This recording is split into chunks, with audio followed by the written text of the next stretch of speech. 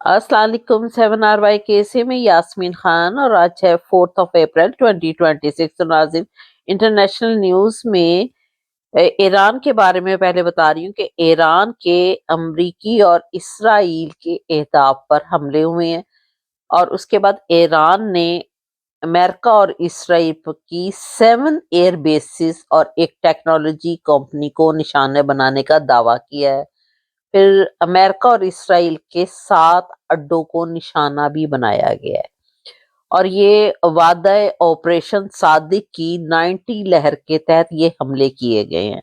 इसके बाद next news में ईरान का बड़ा पुल। अब ईरान का जो बड़ा पुल है वो जमीन बोस हो गया है और भी बहुत कुछ होने वाला है। ये ट्रम्प ने कहा, यानी कि उन पर हमला करके ईरान का बहुत बड़ा एक कोई पुल था नाज़रीन, उसको जो है वो सारे को डिमोलिश कर दिया गया है। अब ट्रम्प ने ये भी कहा है कि अभी भी वक्त है, मुआहिदा कर ले वरना अभी और बहुत कुछ होने वाला है। इसके बाद अब्बास राची ने कहा है कि जो कि ईरानी वजीर खारजा है कि अमरीकी हमलों को इखलाकी जवाल की अलामत करार दिया गया है। फिर नेक्स्ट न्यूज में अमरीकी फौज में इस वक्त हलचल पैदा हो चुकी है। पीट हैक के मुताबिक अमरीकी आर्मी चीफ को ओहदे से बरतरफ कर दिया गया है। हालांकि इनकी जो कि जॉब में अभी 1 साल बाकी रहता था और इसके अलावा सिर्फ इनके अमेरिका के आर्मी चीफ को ही नहीं बल्कि 2 अहम बहुत ही इम्पोर्टेंट जनरल से उनको भी फारिग कर दिया गया है। तो नाज़रीन, आबनाए हरमस के बारे में बता रही हूँ कि आबनाए हरमस जो है वो एक खुलवाने के लिए कहा जा रहा है कि 40 से जायद ममालिक हैं जिनके दरमियान में इत्तेहाद हुआ है कि इस पर गौर किया जा रहा है कि इसको किस तरीके से खुलवाया जाए। अब खलीजी ममालिक ने नई पाइपलाइन पर गौर करना शुरू कर दिया है और वैसे दूसरी जो कि अभी ये पाइपलाइन काफी कहा जा रहा है कि बनाने में खर्चा भी बहुत ज्यादा होगा और बहुत दुश्वार काम है, क्योंकि जो पहली पाइपलाइन है वो तो ईरान ने आपको पता ही है कि बंद की हुई है। तो इसके बाद नेक्स्ट न्यूज में मशरकी वुस्ता में जंग जारी रही तो अपना हरमस मुस्तकम नहीं रहेगा, चीनी वजीर खारजा ने खबरदार कर दिया है। तो नाज़रीन, नेक्स्ट न्यूज में इसके अलावा हमास का भी एक न्यूज है कि हमास का इसराइली फौज की वापसी से कबल गैर मसला होने के लिए मुज़ाकरात से इनकार। अमेरिका की इंटेलिजेंस ने भी एक इंकशाफ किया है कि ईरान की मिसाइल और ड्रोन सलाहियतें बदस्तूर बरकरार रहेंगी। फिर उसके बाद ईरान में इस वक्त 70 लाख अफराद ने अपने आप को रजिस्टर करवाया है एज ए रजाकाराना तौर पर और ये अमेरिका और इसराइल के साथ लड़ने के लिए तैयार है। 70 लाख ने रजाकाराना तौर पर अपने आप को रजिस्टर करवाया और ये बहुत बड़ी बात है।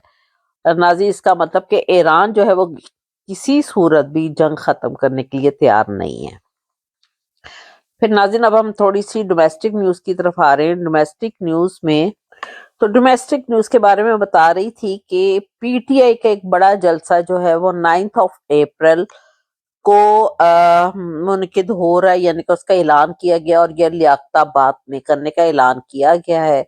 और एक डियाला जेल के बाहर भी कहा जा रहा है कि 7 अप्रैल को काफी दो लोग जो है पीटीआई के वो इकट्ठे होंगे और ये तकरीबन 1.5 से 2 बिफोर यूं कह लीजिए कि रमजान शरीफ से ये पहले सब इकट्ठे हुए थे। इसके बाद से जो है अब वो 1.5-2 महीने के बाद इन लोगों को शायद अब ख्याल आया है या अब इनमें हिम्मत पड़ी है कि हम कुछ करें इमरान खान साहब के लिए। और कौम को चाहिए इमरान खान साहब की रिहाई के लिए घरों से बाहर निकलें, खुद घरों में बैठे हुए हैं और ये खाली महंगाई, तेल कीमत ज्यादा हो गई, ऊपर हो गई, नीचे हो गई, इस तरह की बातों में लगे हुए हैं और उसका लीडर जो है वो इसका जेल में बैठा हुआ है। इनको कुछ सोचना चाहिए, हिम्मत करनी चाहिए कौम को और सोहेल अफरीदी साहब के साथ मिलकर इमरान खान साहब की रिहाई के लिए हिम्मत करें।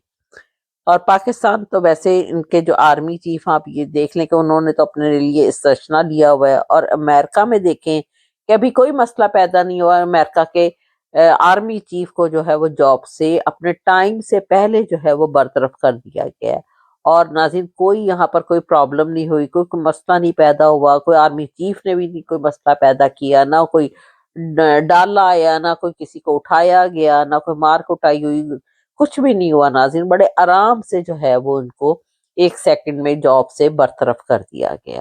اور پاکستان دیکھیں وہاں پر استثنا لیے گئے ہیں ہمیشہ کے لیے. کتنا ڈفرنس ہے یعنی کہ دونوں کنٹریز میں. اور کہلاتے ہیں، پاکستان بھی کہلاتا ہے کہ ہم ڈیموکریٹک کنٹری ہے.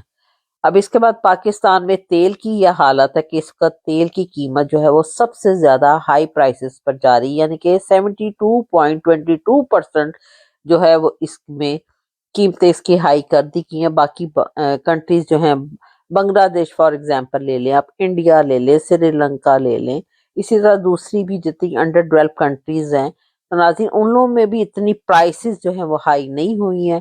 اور پاکستان میں جو ہے وہ اس قدر زیادہ ہے، ان کی پرائسز ہائی کر دی گئی ہے، اور قوم جو ہے وہ پہلے ہی مری ہوئی تھی، اب اور بھی مر جائے گی.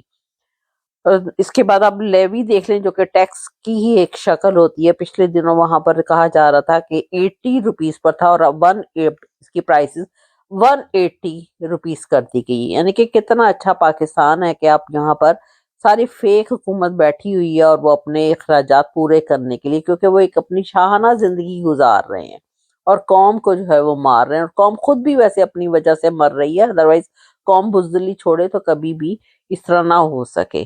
اب آپ دیکھ لیں کہ پاکستان میں یہ حالت ہے کہ ابھی بھینسوں کا جو کسی ٹائم میں عمران خان صاحب کا مذاق اڑایا جاتا تھا کہ جی انہوں نے انڈوں کی اور بھینسوں کی بات کر رہے ہیں، دودھ بیچنے کی بات کر رہے ہیں. حالانکہ پوری دنیا میں اس کا بزنس بہت اچھا جاتا ہے، کیونکہ اس کے بغیر کسی بھی انسان کا گزارا نہیں ہے لائف اسٹاک کے بغیر. تو ناظرین پاکستان میں ابھی جو کہ گوبر ہے اس کے اوپر بھی، بھینسوں کے گوبر کے اوپر بھی ٹیکس لگا دیا گیا. اب مجھے تو لگتا ہے کہ پاکستان میں جو انسانوں کے بھی گوبر ہے ناظرین، اس کے اوپر بھی کچھ دنوں بعد ٹیکس لگ جائے گا. اب وہاں پر ہونا یہ چاہیے میرا خیال سے کہ جو ابھی انہوں نے روزانہ جو بتایا جا رہا ہے کہ ٹیکس 30 روپیز ڈیلی لگے گا ایک بھینس کے گوبر پر، اور جو ان کو دینا پڑے گا، جو بھی انہوں نے جو اس کا بزنس کر رہے ہیں. فار ایگزامپل اگر 50 لاکھ بھینسیں ہیں تو 15 کروڑ ان کی روز کی آمدنی ہو جائے گی. اور اسی طرح ان کی 54 ارب روپے سالانہ آمدنی بن جائے گی. خیر چلے ایک جہاز کے، اس میں تو 2 جہازوں کا بھی خرچہ برداشت ہو جائے گا. اب اس صورتحال میں سوچنے والی تو یہ بات ہے کہ ابھی بھینسوں کے گوبر کے اوپر ٹیکس لگا ہے ناظرین. مجھے تو لگ رہا ہے کل کو انسانوں کے گوبروں پر بھی لگ جائے گا. اس لیے بہتر ہے کہ آپ سب بھینسوں کو کانسٹیپیشن کروا دیں، نہ جائیں گوبر ہوگا اور نہ ٹیکس لگے گا. کیونکہ قوم بزدل ہے نا، ساری وجہ یہ، اگر قوم بزدل نہ ہو تو یہ سارا کچھ کبھی بھی نہ ہو سکے. اب پاکستان میں اس وقت پیٹرول جو ہے 458 روپیز پر لیٹر پر ہے، اور قوم بزدل بیٹھی ہوئی ہے.